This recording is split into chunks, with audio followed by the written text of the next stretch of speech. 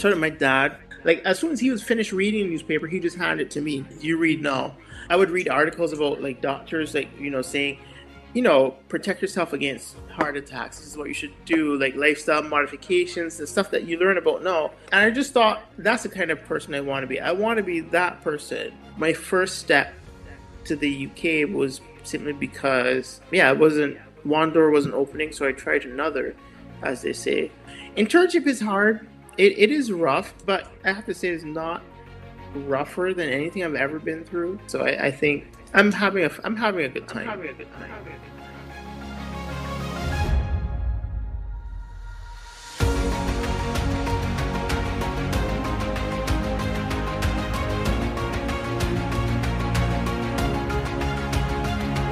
Hello. You're listening to the IMG Residency Match podcast, where ambitious international medical graduates like yourself get the insider strategies and inspiration you need to match into residency.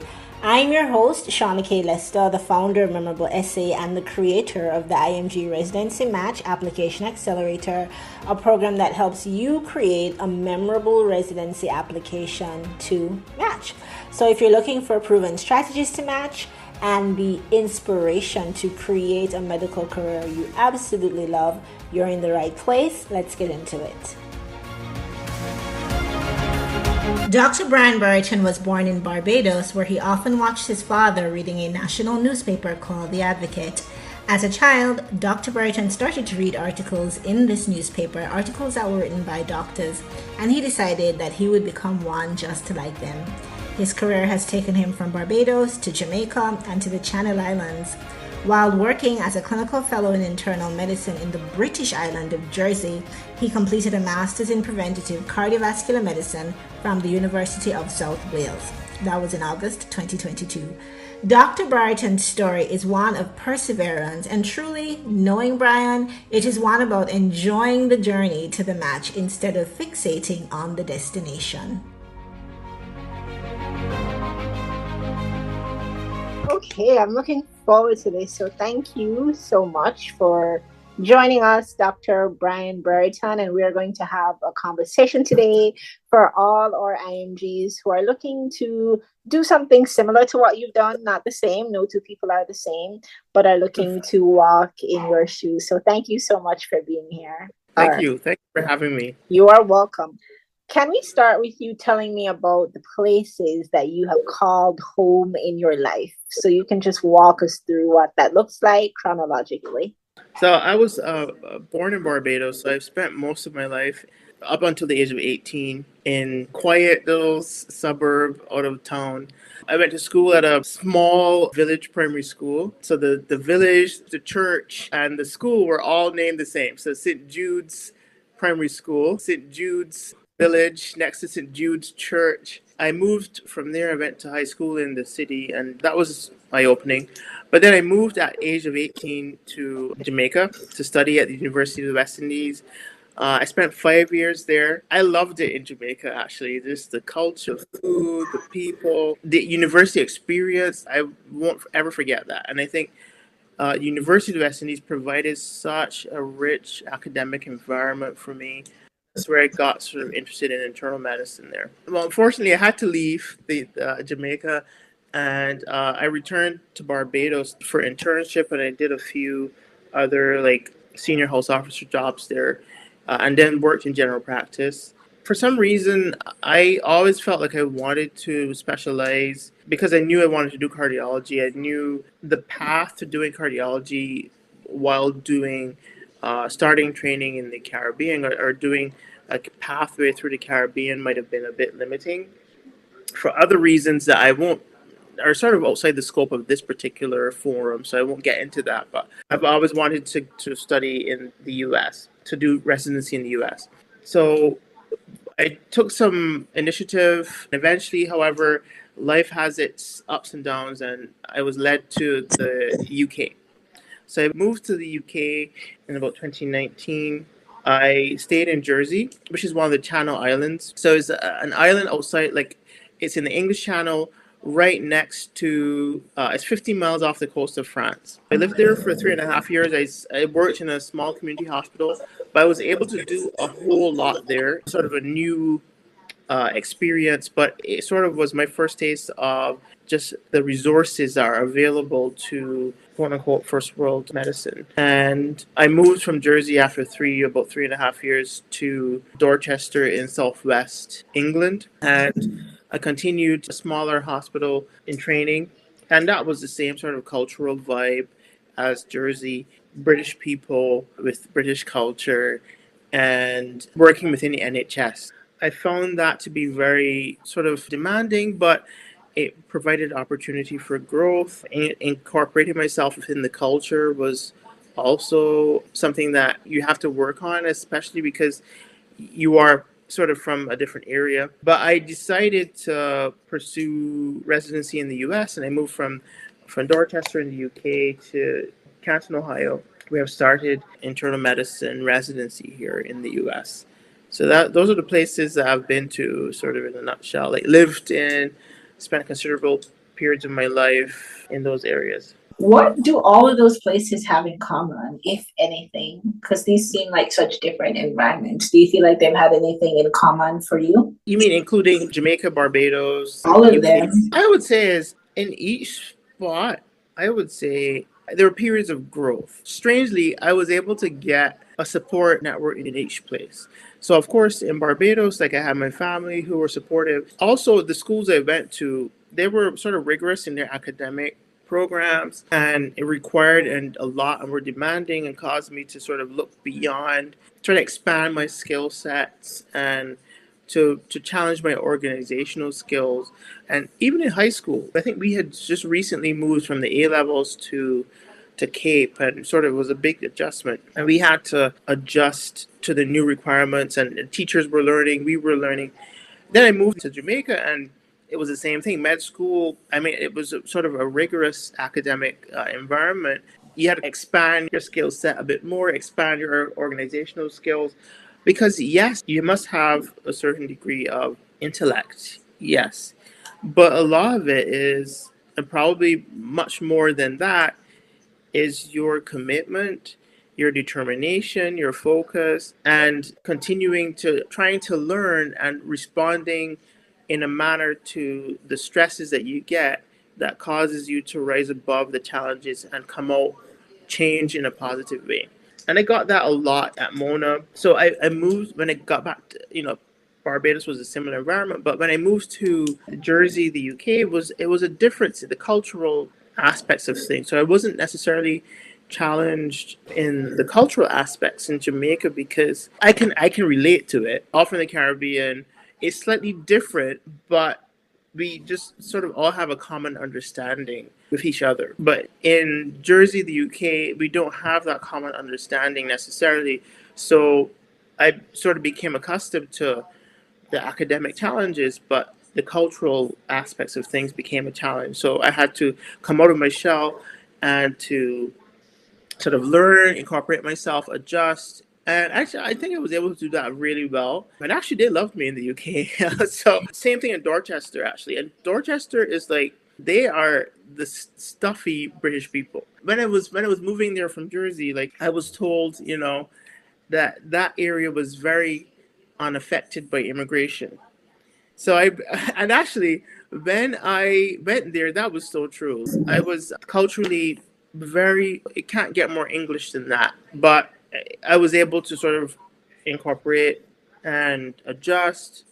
The academic challenges were the same, but the cultural challenges I was able to deal with. So I think all areas, each place I've been, they've challenged me in different ways and caused positive growth. That's why I would say. And diving back to your move from St. Jude to the city, you had said Mm. that that was very eye-opening. Why is that? When I was at St. Jude's, my mom was my first teacher at St. Jude's. So she was a teacher there as well. And I have to say, it was a sheltered environment. It was a small class. We were all well behaved. We all sort of, my mom grew up in that area too. So, like, my mom knew all their parents. And so I went to the city and sort of in Bridgetown, like a school in Bridgetown, and it was just like everyone was so rowdy. It was the first time I heard people curse. Like I would never hear people curse in St. city. Jude's. Yeah, I never did. And actually, worse yet, to hear children cursing, it was just almost. I had to adjust to that because these are people. It was people with different exposures, different values.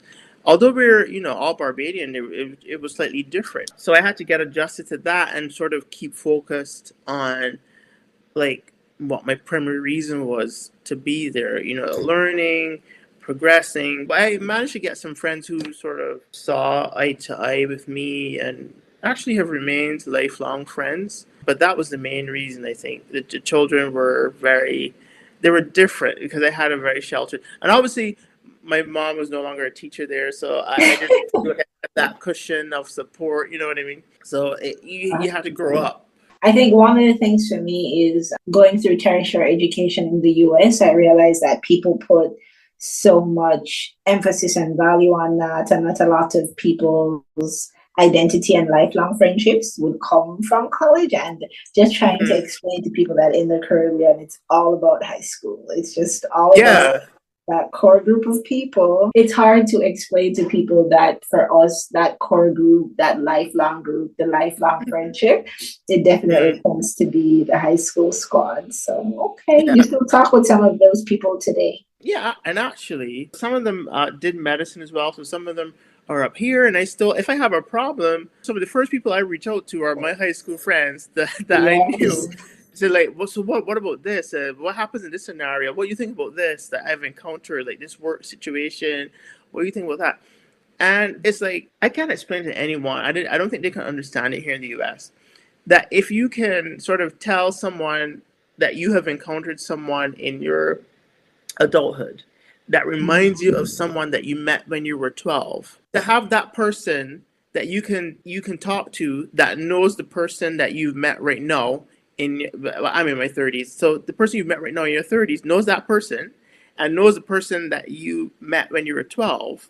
To have Yes. someone that you can talk to that can understand your point of view, your similarity, why this is so like such a big moment for you is sort of unreal. Like you can speak to them about your high school French teacher, a high school English teacher, and that this resident that you met right now reminds you of this person, and for them to understand that is like you don't have anyone here that understands like that you met in residency here or even in medical school.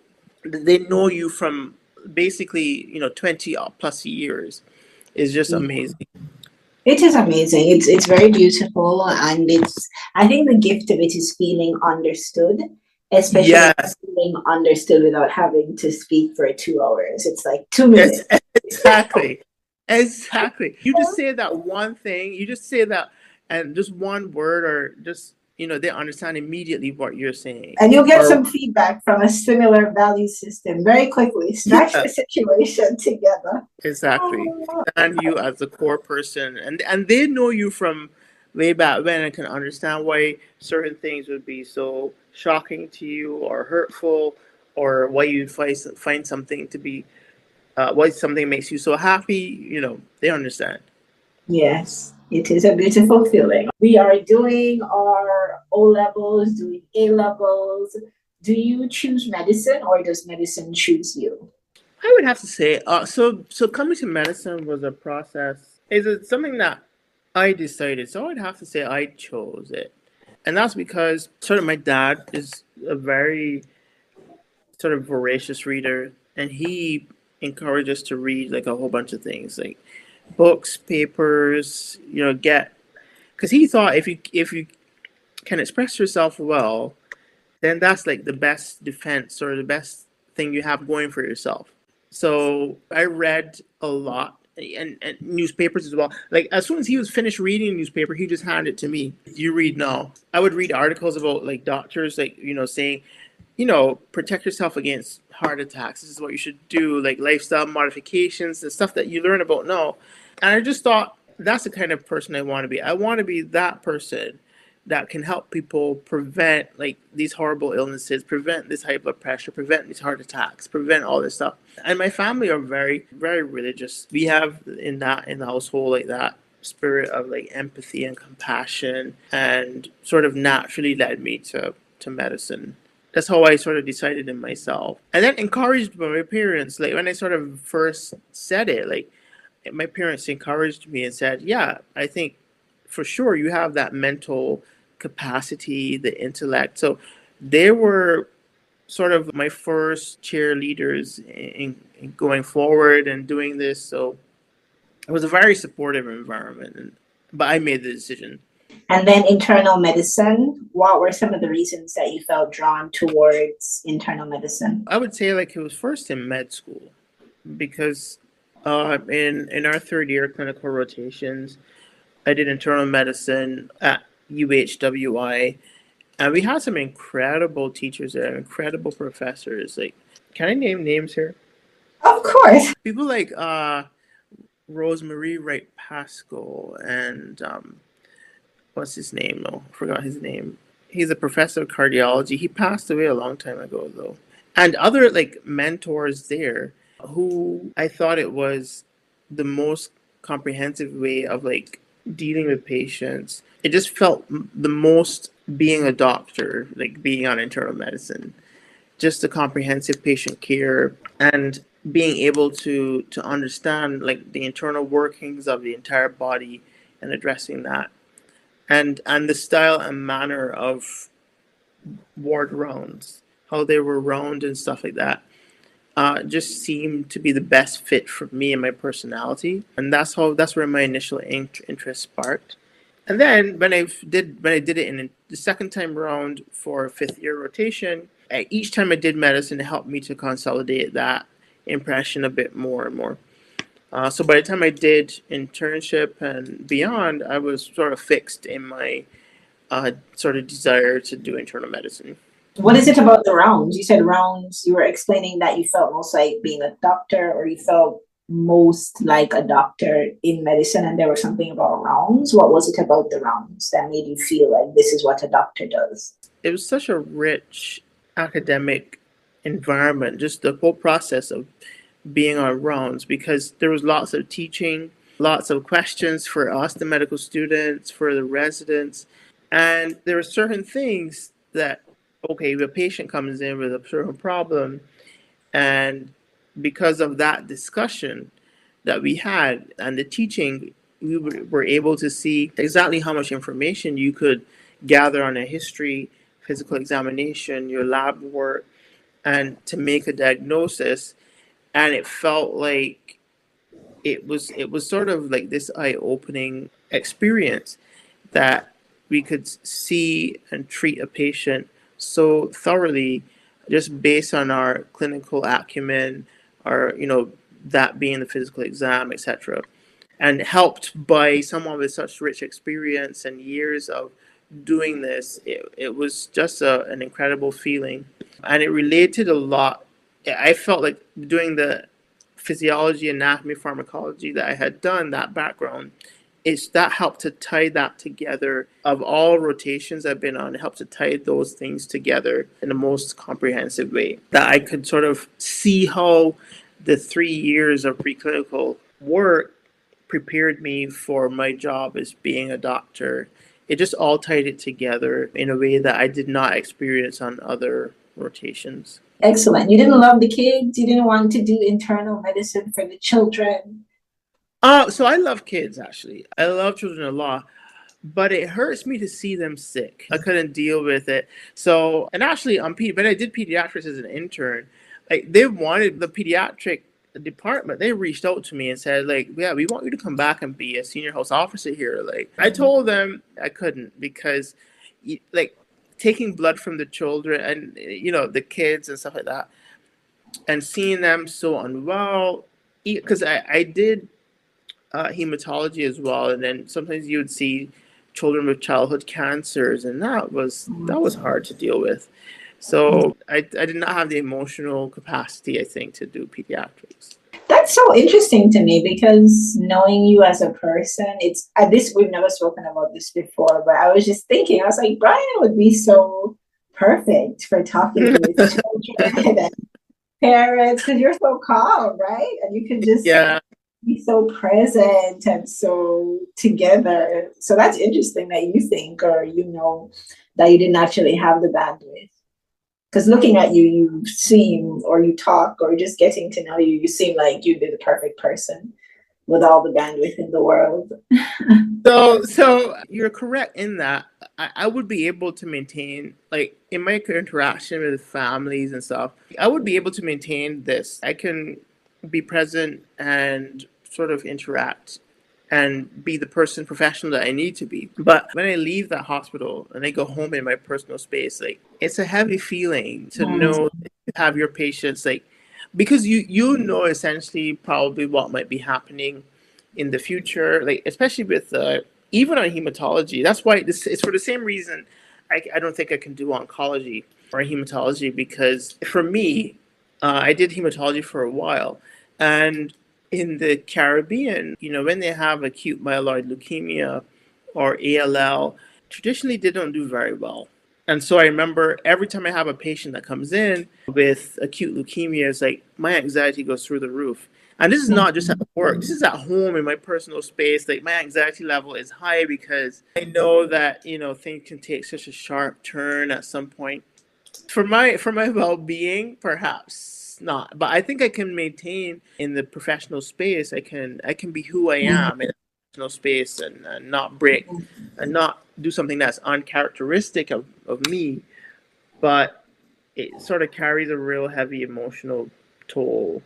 So we have this wonderful med school experience, we have internship. What pushes you eventually toward the UK? So essentially, I had tried. I did the steps. I still remember I did the steps in Connecticut, and step three went to Houston. And afterwards, I applied for internal medicine residency, and it sort of didn't happen the first time around, didn't happen the second time around, or the third.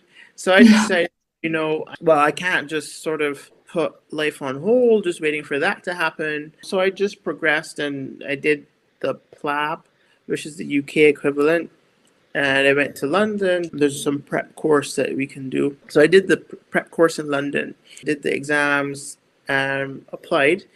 Unfortunately for me, why I went to Jersey, I think in that respect, Jersey chose me because there was a doctor there who had studied at the University of the West Indies, but she was German. She went to Trinidad with her husband, who was in oil at the time. And she decided, well, what am I going to do with my spare time? Let me do medicine. And she eventually left the Caribbean, went back to the UK, and settled in Jersey. She saw the university on my application, and she just called me for an interview.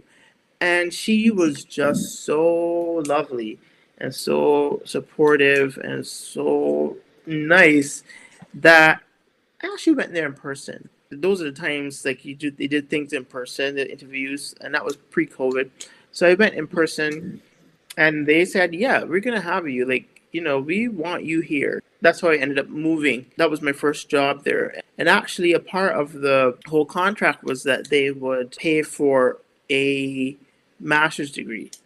So that was what made me chose because I interviewed in Manchester as well and in Luton, but the jobs did not; those things did not appeal to me in the way that Jersey did. And I spent 3.5 years there while working in internal medicine and preparing my CV or prepping my CV for an application for internal medicine training in the UK.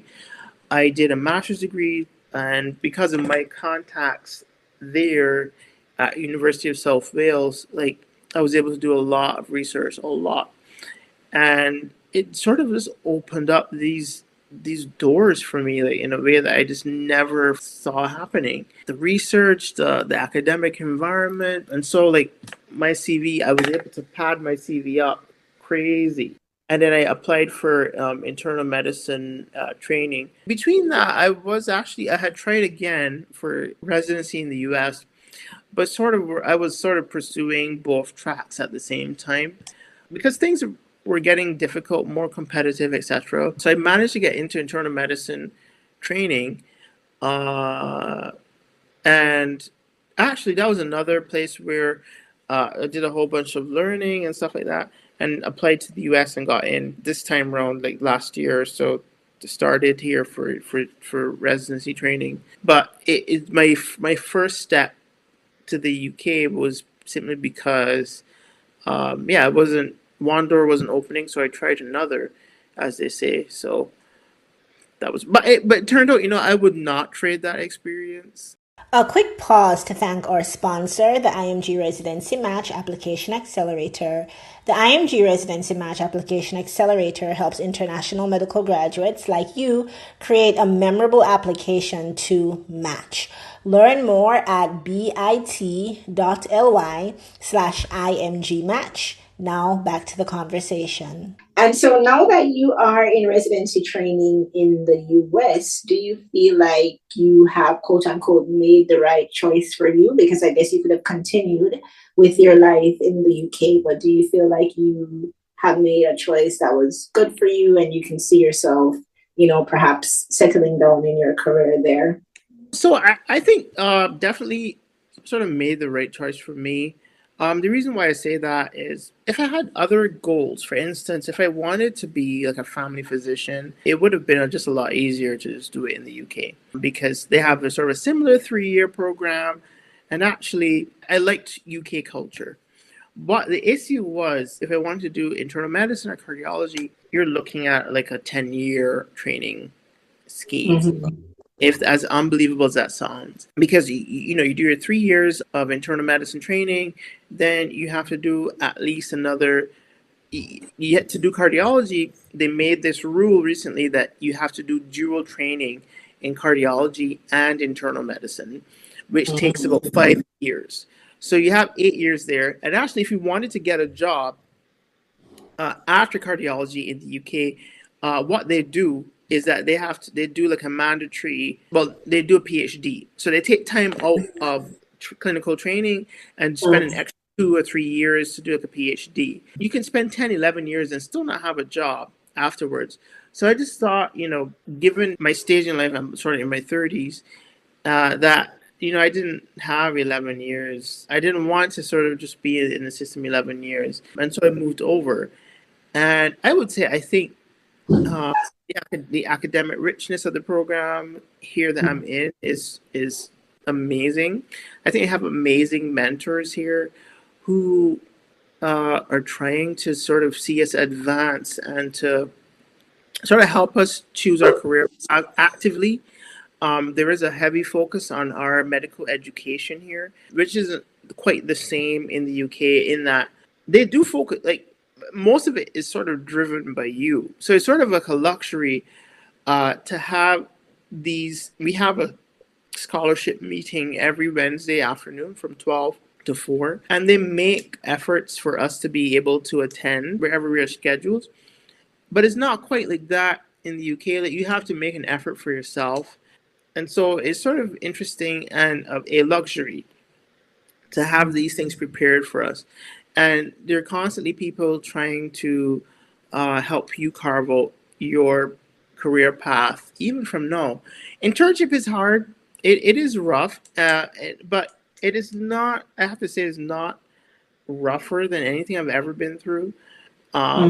It's probably I think the program director said that it's probably the hardest year, just based on because there's a concept of the EMR, getting to learn the EMR, getting to the concept of pre-charting, and being ready for the daily round. Those are things you have to adjust to and stuff like that. But I think all in all, I think I made the right choice for me, and I'm happy with the choice.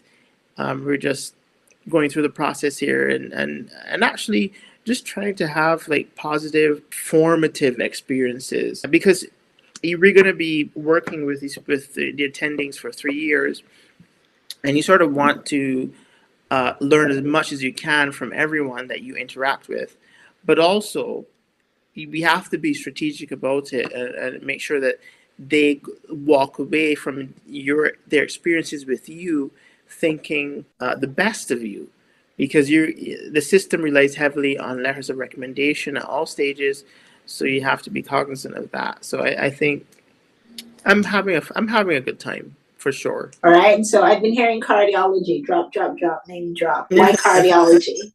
What impact do you want to have there? So I would say I got interested in cardiology the very same time I got interested in medicine, because I thought to myself, in those articles I read at home, prompted by my dad, like I thought, yeah, I need to help people.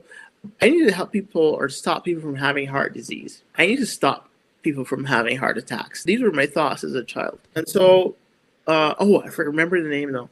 I forgot the name of it. But when I did residency, when I did internal medicine rotations at UHWY, I met this professor, Charles Dembo. And he unfortunately has passed away. I think he passed away probably soon after I left, or about the time I left. But being on a cardiology round with him, like, you could hear a pin drop, because everyone just wanted to hear like what he had to say, because he was so experienced, so knowledgeable. I think he went to Mayo Clinic, if I'm not mistaken, and did cardiology there. And he sort of helped that interest to mature to the point where I don't have an interest in anything else, really, besides cardiology, in terms of medical specialty. So he helped to cement that interest just with my experience with him. That is just 1 week I was with him. Wow. You're lying. You're lying. Yeah, I'm serious. Hey. It's just 1 week I was with him. Wow. And just that week alone, I just knew that was what I had to do. It was such a huge loss for the UE and UHWI when he passed away. I mean, yeah, amazing. And he's not arrogant. He was so nice to us as medical students. I mean, we basically know very little compared to him and in his field, and he's been to, like, Mayo and all these places, and still had that regard for us as people, as individuals, as medical students. Haven't not even graduated as yet from medical school. Like, it was really like an unforgettable experience that week, honestly. Other people agreed. Other people that didn't even want to do cardiology sort of agreed with that. Oh, wow. Oh, that's beautiful. It sounds like he was led by his essence. Yeah. So, talking to IMGs, to all our future internists and cardiologists who are thinking about walking this road, what do you have to say to them? I know that you could probably say so many things to them, but do you have a top 3, pieces of guidance or advice, things that you would let others know as they begin their path? So there are a few things that I would sort of give advice about. So as an IMG, especially those who are coming from UE, the Caribbean, because we're coming from places external to the US, don't fall into the trap of thinking that our training is substandard or not equivalent. Our training is excellent. It is excellent here in the Caribbean. We have, our teaching, our curriculum at medical school exposes us to robust training in, the basic sciences, clinical sciences. And honestly, I think just from our basic training alone, we are more equipped than the average U.S. medical student to start residency to begin with. What I would say in this process, however, you have to, on that background, understand that you're trying to get into another system or a different system. And you have to understand what their rules are, what they're focusing on, and try to, when you're doing your steps and doing whatever it is they do now for the clinical competence, it's no longer CS, but they do other things, so that you follow their rules and try to shine in the context of what they would have us do as part of our qualification equivalent. And that goes also for entering the whole match process. Like, you have to understand that they're looking for certain things, and just being a part of the interview process for this year, just understanding that program directors, what they're looking for. I would say that a program like this that Shauna K is doing is just absolutely invaluable. It's excellent. I would have to say, going from what I have learned in my program with Shauna Cabe and what I have seen behind the scenes, like in the discussions after the interviews, it lines up perfectly. And I would say that I think we have to bear in mind that they're going to have different concerns. Our job is to allay any sort of concerns that they might have, so they can see you as being a resident that they would enjoy working with and would excel in the program. So that means we have to see ourselves within the US context and how we can show the program directors how we would best fit in the US system. So we have to bear that in mind in whatever we do. And that may mean, getting US clinical experience. That may mean getting research. That may mean, leaving your home and going into the US to do this stuff, which a lot of people do know. It's just like Yes, basic know that you come I and know. stay in the US for months and months and months and get this stuff done. But you have to sort of, if that's what you have to do, that's what we have to do now. I would also say, like, even doing all of that, you may not be successful the first time, but that does not mean that you won't be successful. So, I wouldn't, and it was the same for me. I wasn't successful a few times before getting in. And I think the first time, especially more than any other time, it felt like a really big disappointment. A huge disappointment, actually. But there are a few things you have to remember about that. It's really not personal, and it is not necessarily a rejection of you, the individual. You have to bear in mind that the applications are coming by the thousands. If you look at it, for one spot, they probably have like 400 applications just for one spot. So they have to find ways of trying to select the individuals and sort of cut through the masses of applications and find persons that they think would be best fit. So my thing to you would be is to not, as much as it is a bummer, don't let it injure your confidence in yourself. Keep your confidence, sort of regroup, plan again, and if you really want to come to the US, you plan and come again and make it another effort. And that leads into my other piece of advice, is to not give up. Like, if you know this is what you want to do, if you think this is a track you want to pursue, persistence never fails. And I think, if you are persistent, if you are trying to build yourself, improve on yourself each time round, then I think eventually opportunity will open up for you. So I would say, just never give up on it, and just always believe in yourself. And that might sound trite, but I think that is true. It holds true, and it is anxiety inducing, but just hold fast to your core values as a person. Don't give up those core values that you have. And I would say, us as Caribbean people, there's a lot of influence from parents, and we have a lot of religious influence in our upbringings that help us to have strong core values.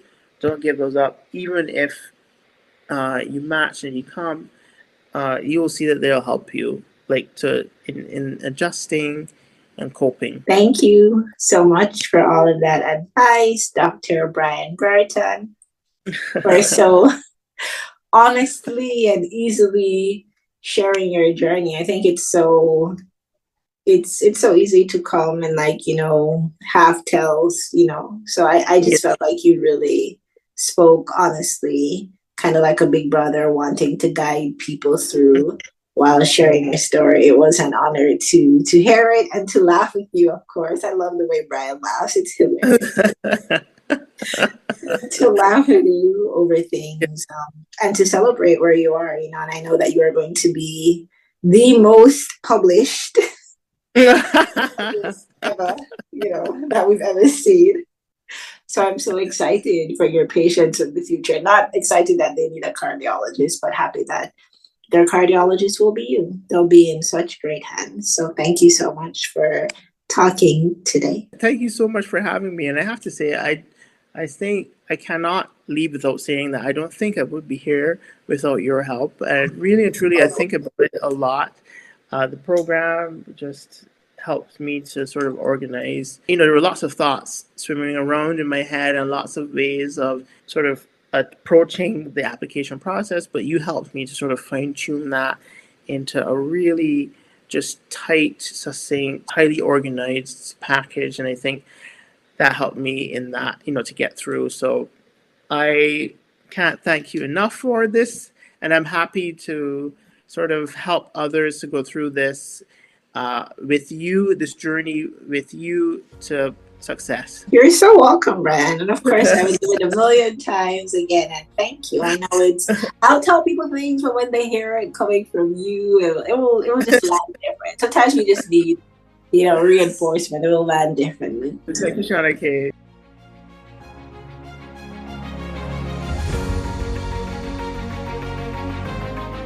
Hey friend, thank you for listening to the IMG Residency Match podcast. If you're ready to create a memorable application that gives you the best possible odds of matching into residency, connect with me at bit.ly/IMG match. That's all lowercase.